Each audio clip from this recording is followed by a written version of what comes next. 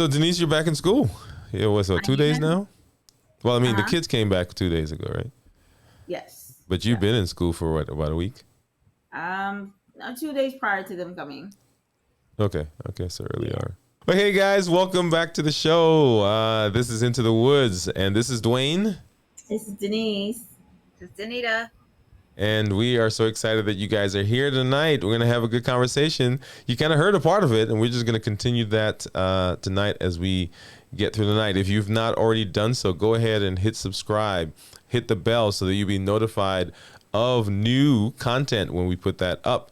And also drop us a line. Let us know what you think about some of the conversations or some of the things that we are going to be talking about and saying as we get into the night. Welcome to Into the Woods. I don't know. I have mixed feelings about the changes that we are making in education. Now, I'll tell you, when I was in medical school, my first year, was it after my first year? But anyway, so they had these two tracks that you could go down. One was a traditional track where you went to class and they taught you just like we're used to teaching. And then the other one was a case-based track where you went to class and they gave you a case. So the way medical school is set up is they teach you kind of normal physiology, how the body is supposed to work, where everything is supposed to be. And then they teach you pathology. So first you know what's the normal, and then now they teach you when it goes wrong, what it looks like, or what do you do. Right. And then, how do you treat it? Right. So what's normal, what's wrong, then how you treat it, which is, a typical way you would teach anybody stuff. Well, in the new model, what they were going to do, or what they did, was they gave you a case. So Mrs. Jones comes in and Mrs. Jones has these symptoms. And now you have to go figure out what Mrs. Jones has. You have to research what it looks like. And then you gotta work with it. Right. And the problem that I had was I was used to a thought process that allowed me to reason my way into a solution. So basically, it's kind of like, your kid goes to school and you teach them, sounds. Then you teach them letters. You teach letters go together to make words. Words go together to make sentences. Sentences go together to make paragraph. Right. So you're teaching him as you go, as opposed to giving him a book and say, "Oh, now you go have to find everything out." Which for maybe there are kids who can do that and kids who learn that way, but everybody doesn't learn that way. Right. Right. So I did a class where we did that, and the rest of my classes were normal. And in the class where we had to do that, I didn't do well because I had to figure it out for myself. Right. Yeah. So they just gave you the scenario and you figured it out. Right. But if they're giving you some of the scenarios, wouldn't you be able to find some of that in the book? To help guide you to where. Okay. So good thing. So let's take an example, right? So let's take a simple example from what I do now, right? Let's take diabetes. So patient comes in, and patient has numbness, tingling, burning in their legs. Right. And so now go figure out what's going on with Mrs. Jones, right? So I got to get a history physical. I've got to do some labs. I've got to do, and now I'm telling you stuff that I know because I learned it, right? But if I had to figure it out, I probably would have still come to the conclusion that the patient had diabetes and how to treat them. But there may have been some gaps in the information that I got. Whereas if you're the teacher, you already know what I'm supposed to know. So you teach me all the stuff I'm supposed to know. But if I'm trying to learn anything on my own, there may be some gaps in the information that I get. Does that make sense? Yeah, it makes sense. Yeah. So anyway, so that was the, fortunately for me, I think fortunate for me, I got out of school before they Right. fully implemented the process, Right. and I imagine that I probably would not have done well in Okay. that kind Well, of they in that call kind of that scenario. rigor. Yeah. Call it academic struggle. That's what they. That's the term that they have now. Because yeah, kids will struggle through it. And like, you know what? Let him try to figure out, because then it's ingrained. Now you know what you don't know. Now you Hmm. try to fix it. So that's. I mean, pretty much that's what they're doing. Yeah. Yeah. Yeah. And I mean, and once again, I'm not in education, so I don't know education theory. Mhm. I think I and I guess I don't really fully understand why we've made the change. I think some of it was that we felt that we were behind other countries. Mhm. And so we wanted to make things better, and we wanted to say, well, what are they doing, or what, so these bunch of educators got together and say, hey, if we do this, this is how people will learn. It's kind of like, and I was talking to somebody else. Let's say math, right? You're an excellent mathematician, Mhm. and you can do algebra, and you can do your fractions, and you can do expressions, and you can even do some differentials, right? So if I give you a math problem, you boom, boom, boom, you're done. You figure it out. Mhm. But now I say to you, Johnny is going to New York to visit his family. And together, the Joneses and the Smiths are traveling on the plane. Mhm. And they've got to go to New York, which is this number of miles and this number of miles and this number of miles, Mhm. right? And so then you ask me some questions down here. Now, the theory is that if the student is astute enough, Excuse me. Mhm. they can read that and they can come up with a solution, right? Mhm. But you've got to understand what I'm asking you. You've got to understand the story. You've got to understand the context of the story. And a Mhm. simple example, and I did this a few weeks ago. If we're talking and I say to you, Johnny has more opportunities than David, Mhm. right? What Right. does that mean to you? That And there's no he's right or been. wrong answer. I'm just saying, what does that state sentence mean to you? It means that Johnny has been exposed to more things and he has more opportunities than his friend. I forgot the other one's name, Yeah, David. but yeah, David. Right? Right. So he's able. He has more opportunities. Yeah. Okay. All right. Good. Good. Let's assume that I have that statement. I'm making exactly the same statement. Johnny has more opportunities than David, but you didn't understand the word opportunity. Like you didn't Okay, understand the so I context. understand that, and that's an argument that a lot of teachers have at this point, because when they give the state gives the test, now it starts from third grade, but I'm thinking that they're trying to trickle it down to second. Mm-hmm. And you're having these conversations. Maybe with Blake, he would know what opportunity is, because that is the language you speak at home, Mm-hmm. right?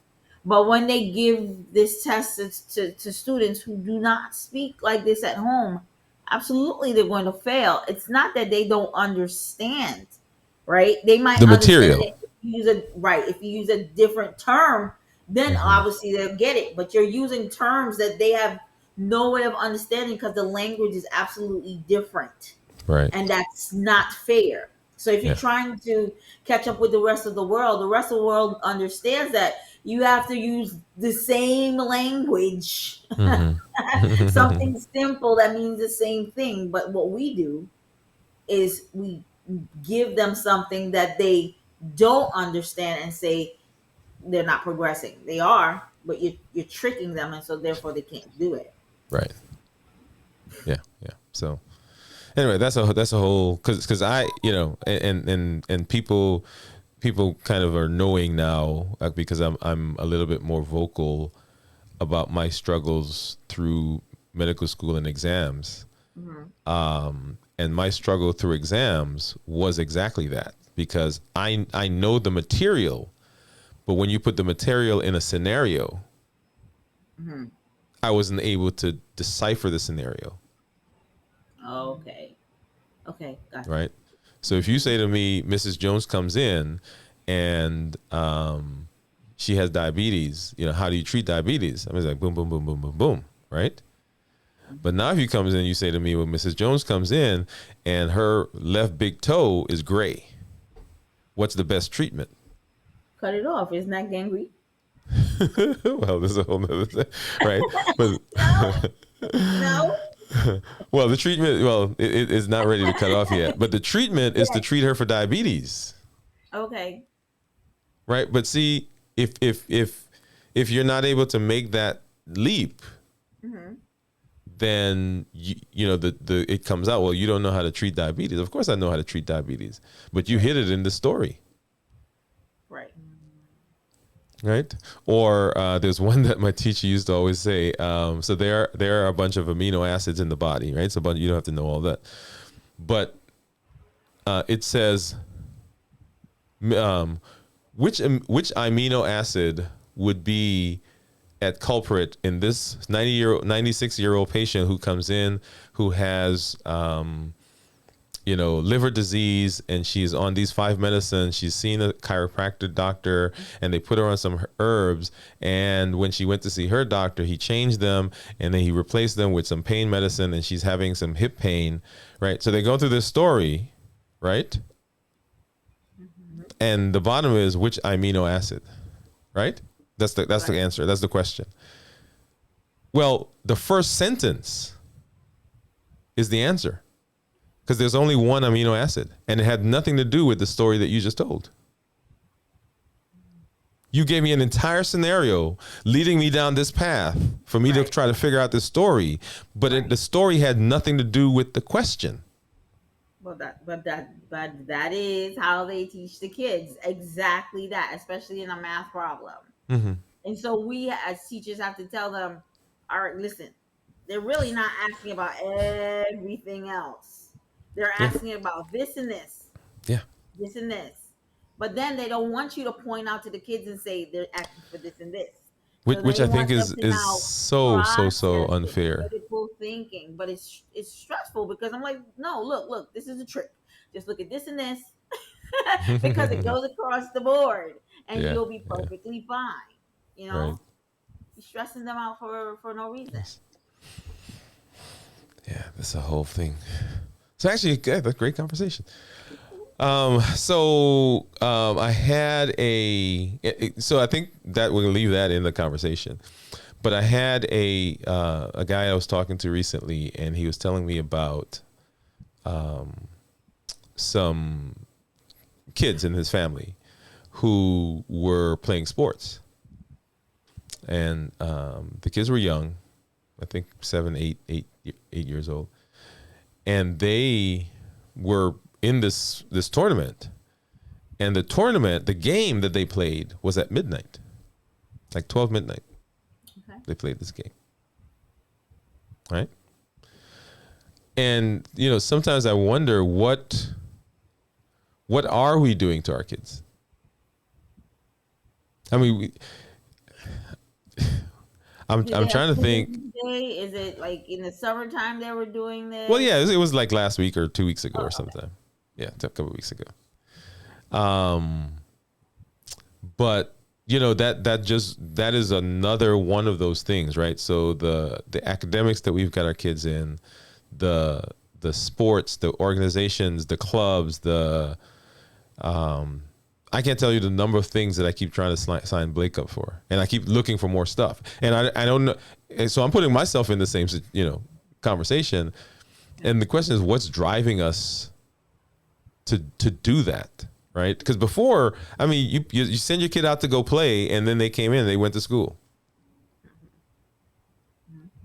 So what's pushing us? I don't know if you remember, we did a conversation about me probably about first or second show about kids and how we raise our kids and so forth. But what do you think is driving all this new push to get our kids? They got to play the piano, play tennis or golf. They've got to be top of their class. They've got to be athletic. They got to look good. They've got to dress good. They've got to have a CV and a portfolio that's ready for college when they're 5. It's true. I mean, I guess so that because there's more so than when we were younger, there's so much more opportunity that's out there that if they're so much more well-rounded than we are, that whatever opportunity presents itself, they're able to step through that door possibly Mm-hmm. because the world is not just you have to go search for it. It's like you do search for it, but it's everything is right here. So if they're like prepared for it, they're able to just step through the door easier than what we know or knew Mm-hmm. that we had to do. So Right. I think it's I want my child to do better than me type thing still, but because the opportunities are there, right? You're gonna do it. So that when Yeah. that door opens, right, you get to choose, choose, choose, choose how much you Mm-hmm. want to choose, but you are well versed in all, even Right. if you just choose one. Yeah. Yeah. Because I in my mind, in my spirit, I rebel against it, right? Hmm. But I don't want him to be behind, so I'm pushing. So even though I don't like it, I still do it because I don't want my quote unquote issues with the subject or with the idea to all of a sudden now he's 15, 16, 17, and he's behind because his dad didn't like the system, right? Right. So that's not what I want. I want the system to change, but I'm not willing, and I think maybe that's sometimes what it is. There are people who don't like it, but they're not willing to take the chance of putting their child at a deficit Hmm. to force it to change, Right. right? Which is I mean, anything that we want to do, there's payment. You got to pay. You gotta You pay. you don't like it. Well, Right. in order for it to change, you've got Right. to buck the system, which means Hmm. that you don't get what you want, and Right. people look at you crazy to change Hmm. it. So, are you willing to put in, and are you willing to be the crazy one, so that you could change the Sometimes system you not. want? And they're like, nope, nope. Sometimes not. But even though you put him in and you want him to progress, he could rebel too. So it could still backfire. Oh yeah. He might not, he might, or she, not necessarily Blake, but he or she might Hmm. decide that, you know what, or he's going to put me in here. I'm just going to sit here. Right. I'm not going to absorb anything, but I'm here. Put he Hmm. or she, my mom or my dad, whomever, uncle, whatever guardian, put me here. And okay, fine. No problem. Wow. Yeah. I'll be here. So even though the door might open, they still might be unprepared because you forced them to do something that they didn't want to do, and so therefore they're still at a deficit, Hmm. even though they were there. Right. Wow. So, what do you think, Danita? You've been quiet over there. What do you I think mean, about I all of agree. that? That's why I have nothing else to say. You guys got it all covered. Mm. Yeah. It would be nice to just like summertime to just be like this summer. Blake wanted to just chill, but we had him in camps and go away camp and online camp and day camp. But What do we you did think let that would him. feel like, though? Huh? What'd you say? What do you think that would feel like just to be? Well, so yeah, so that's the other component of it, right? So when we were growing up, for us, there were 6 of us, plus we had cousins and friends around, right? And so growing up, it wasn't just kind of being in the house with a device. So our Right. parents could say to us, go do whatever. You had your Mhm. stuff that you did outside, but but more and more, depending on where you live. I mean, in the cities, of course, kids are still out and so forth. And then COVID was there as well, right? So these last 3 years, the kids who are coming through these last 3 years are at an even bigger disadvantage in terms of community than before. So the community, they've gotten more attached to their devices.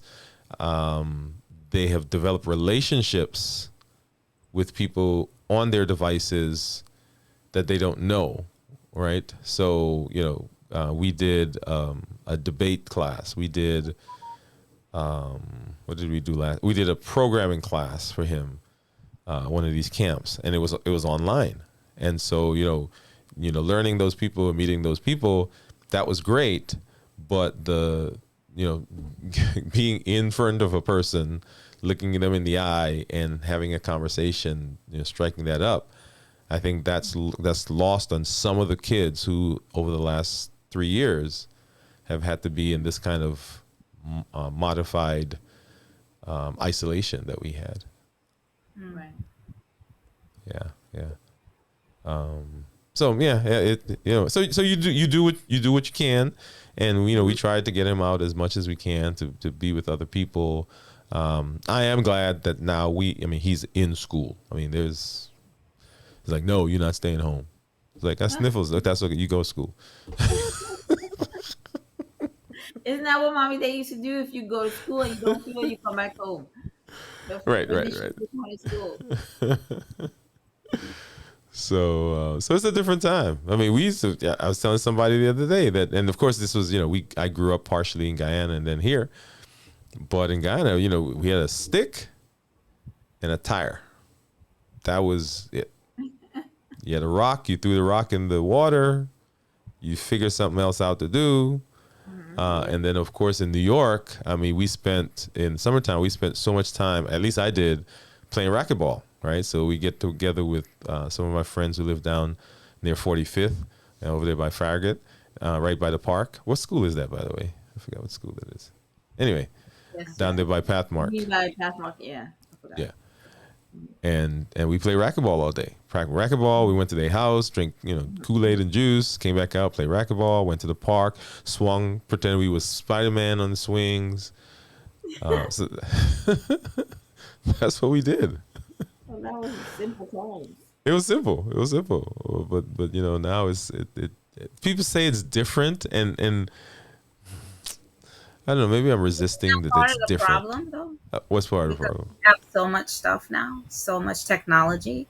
Mm, It was simple. We can go outside and play, but now you have access to everything via the internet, right? So now you mm-hmm. have the opportunity to see all this other stuff. Before we have to go to the library, which we didn't want to do much. So you would go outside and you play. Right. So I think that's part of why you have all this, because now the information is right there. It's right there. Do you think kids are more creative? No, If you don't give them the idea, they can't think of the idea. In class, if I say, okay, guys, let's draw something, use your imagination, it was straight Sonic, Sonic, Sonic, Sonic, Sonic. And Sonic was in so many settings everywhere, just him. Mm-hmm. No other character anywhere else. So they don't imagine. because So it's hard for them to make As up. adults, they don't anymore imagine either. I'm Mm. sorry. No, no, go ahead. Go ahead. to think anymore. Because if you pay attention to the movies, right?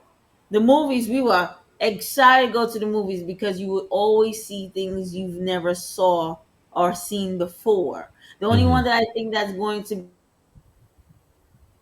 be Avatar, the blue people. Mm-hmm. Other than that, they're coming from comic books.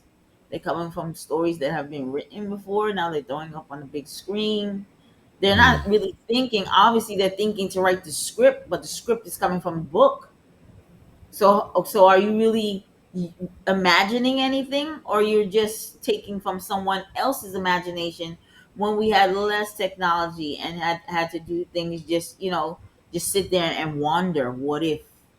Mm-hmm. Mm-hmm. So now we're recycling information rather than coming up Great. with new information. Yeah. Oh, yeah. Yeah. Yeah. Yeah.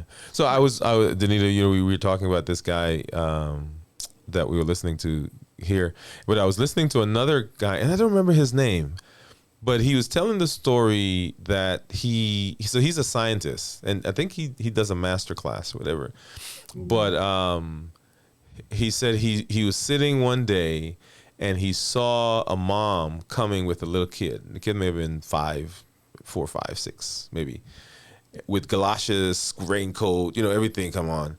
And they are getting ready to get to a puddle of water. I guess it had rained. And he's thinking to himself, please, please let the kid get in the water. Please let the kid get in the water. And of course, what does the mom do? What, you go around it? Moving from the water. Move around the water, right? And he says that that's where we are. That we are, for us to imagine and for us to develop, for us to, and I'm adding this part, he didn't say this, for us to grow, we have to be allowed to explore within boundaries. What do I mean by that?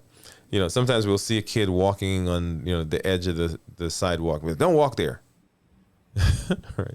Or don't get in the puddle. Why? Because the clothes are going to get messed up. But that kind of exploration is what sparks imagination.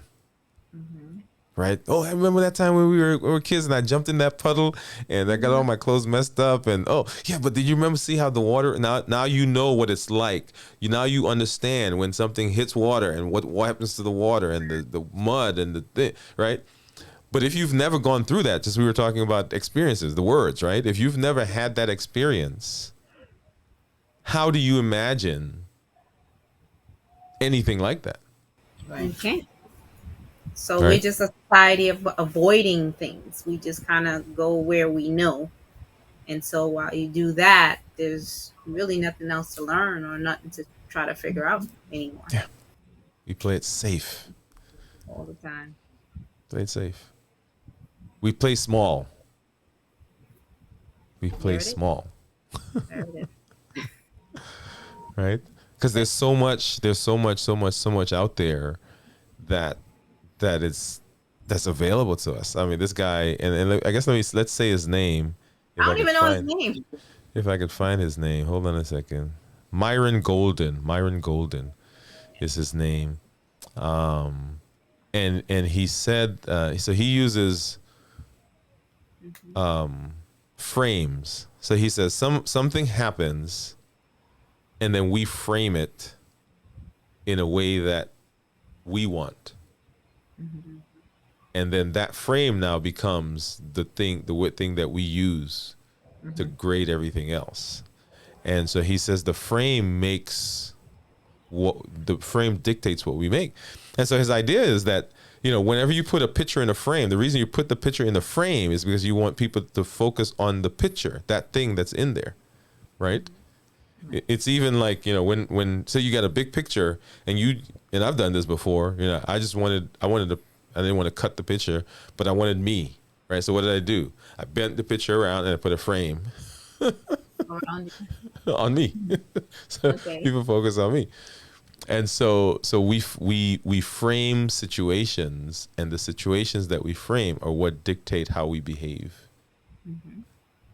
And so if we're framing too small, then there's all this stuff outside the frame that we never encounter or experience because we've narrowed and restricted ourselves to the frame.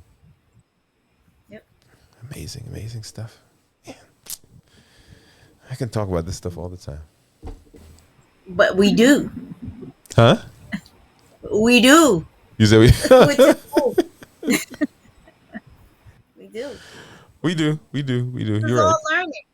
It's all learning because every time we may have a conversation or come across something on YouTube. Now we could kind of relate to that thing because maybe we had the conversation about it, and you may have said something, Denise may have said something, or I've said something that now we have a new point of reference that we Right. can go and explore and open up. That we can stop playing small, right? We can Right. kind of move that open. Amazing. Yeah. Anyway, so back to kids. Back to our conversation about kids. So Denise, I'm gonna pick on you. So what can you so you've been in the system and you've seen all of this stuff, right? So if you had to design the ideal 1 hour to sit with a kid, right, what would you do? What would you tell them? What would you teach them? What 1 Well, hour, it 1 hour. depends on the kid. Obviously, I mean, I don't know. You put me on the spot. Thank you. I know. You're welcome. I guess I would first of all I have to get the background on the kid, on who the child is. I mean, Well, just the entire. let's just not make it any specific kid. Let's make it just random. So No, it is a random kid. you're responsible for taking a child, right? So you're coming up with a plan that you're going to take these 100 kids through, right? Right. And this is your kind of overriding idea of what these kids need, and it doesn't have to be extensive. One or two things. What would you think that you would want to teach them that right now the system is not allowing to happen? I don't know. I'm always going to come back, just like how you have to have your diagnosis and figure out what the backstory is. Mm-hmm. I also have to know what group What's of kids I'm working with. I okay? can't just say I'm going to teach you this Mm-hmm. thinking that you understand what this is because I could come from a different perspective every time. Right. If I'm going to teach a group of kids, 100 kids, inner city kids, suburban kids, whatever, I need to know that. Does Mm-hmm. that make sense? So that whenever it is that, so for if it's inner city kids, I will have to have them to learn how to take chances and, like you said, think outside the box because sometimes the answer is not within that box. Mm. You have to think beyond it. Going back to what you said about they're giving you all this information, but it's right there, but you're Mm-hmm. not seeing it because you always think that you have to search. Does that make sense? So you have to be able to think outside the box and know that, all right, well, it's really not that hard. I just have to read it, and then of course you have to teach them how to read and decipher everything. Right? So, I mean that's what I would think. To that's what I would frame for them. Right. Right. Okay. Okay. So Danita, I'm gonna pick on you now. Yeah, I see your eyes open and big. I don't know nothing about kids. That's why I don't say Well, nothing. it Y'all doesn't talk have to be. about It that. doesn't have to be a kids, but people. So if you were a coach, right, and you're sitting down with someone who seems kind of stuck in their life, whatever it might be, and we don't have to know details of that. What would you think would be one thing that you would want them to know or want them to learn? I mean, this sounds simplified, but you don't have to be stuck or feel stuck. I mean, being stuck is a frame of mind, right? Mm-hmm. So, I mean, we've been saying that since the beginning of our program that if you change that or you just look at one thing differently, then this stuck feeling that you have will change and you'll see other new directions that you can go in and you won't be stuck anymore. Right. Okay. All right. So take chances, and you don't have to be stuck. Yeah. It's Yeah. almost like a choice, but you don't know that. Right. You don't You know don't that. know what you don't know. I mean, is one of the reasons that, and I don't know if you guys have ever read or watched the Nelson Mandela movie and I think it was called The Long Walk Home or something like that. I got halfway through it. I didn't finish it up, but I got to go back and do it. But what they did at one point in South Africa was, in order for you to move throughout the city, throughout the area, throughout the country, you had to have a piece of paper that gives you permission. So like we're used to going from, Brooklyn to Queens to Manhattan to Long Island, right? We're used to doing that. But then all of a sudden, hey, do you have a paper that allows you to go from Queens to Manhattan, right? Well, so that process got started, and it was ingrained, so that people no longer ventured out because they were afraid of whatever would happen, right? So sometimes they had papers, sometimes they didn't have papers. But now there's this artificial barrier that's been created. So there's not a wall. I mean, there's not gates. They're not soldiers with guns, right? It is, okay, you can't go there. And I think we, to both of your points, we create those things as we grow, and every time something happens, it chips away at another piece of the part of life that we are willing to go into. Right. And then pretty soon, there's this box that we've created for ourselves, for whatever reason. And then that's our box. That's where we stay. And hey, let's go there. No, I don't, Oh, let's go do this. No, I'm not going to go do that. Oh, let's try this. No, I'm not going to try that. And little by little, if we're not careful, our box gets smaller and smaller and smaller. And then we wonder, why are we not satisfied with our lives? It's true. Because you don't know that. Yeah. You don't know? Yeah. So it's the norm. It's something that people do on the regular, and you're taught from your parents have done it, so it's a learned behavior, I guess, until you step outside of your box, like you said. Yeah. And it takes sometimes, it takes pain sometimes. Yeah. It takes trauma. It takes being forced to do it.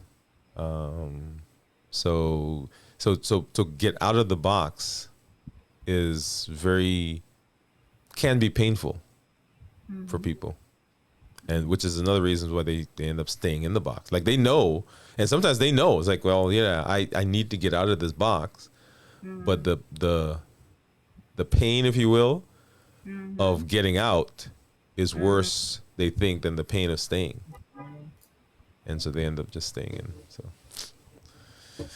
fascinating stuff. But I keep saying you need that. to make a T-shirt that says "fascinating stuff." Fascinating stuff. Yeah. But so guys, I didn't say, you've been hearing us talking. We just having a conversation. If you are not already done so, go ahead and hit us up on Into the Woods. That's into the letter D, Woods, WODES @gmail.com is our email. If you've not subscribed, go ahead and do that. Hit the bell so that you'll be able to get when we put new content up. And let us know if there are some things that you want us to pay attention to, conversations you want us to have. Like this one just started. We came on, we had a conversation, and I think it's been a good one because it really ties together some of the things that we've been talking about over the course of our conversations. So let's do that for us. And any last words, guys, that you want to tell everybody? No. Take chances. Get out your box. Take chances, get out of your box. Okay. Yeah. I like it. So, yeah. So this is Dwayne. This is Denise. This is Danita. Good And this night. is Into the Woods. Good night, everybody.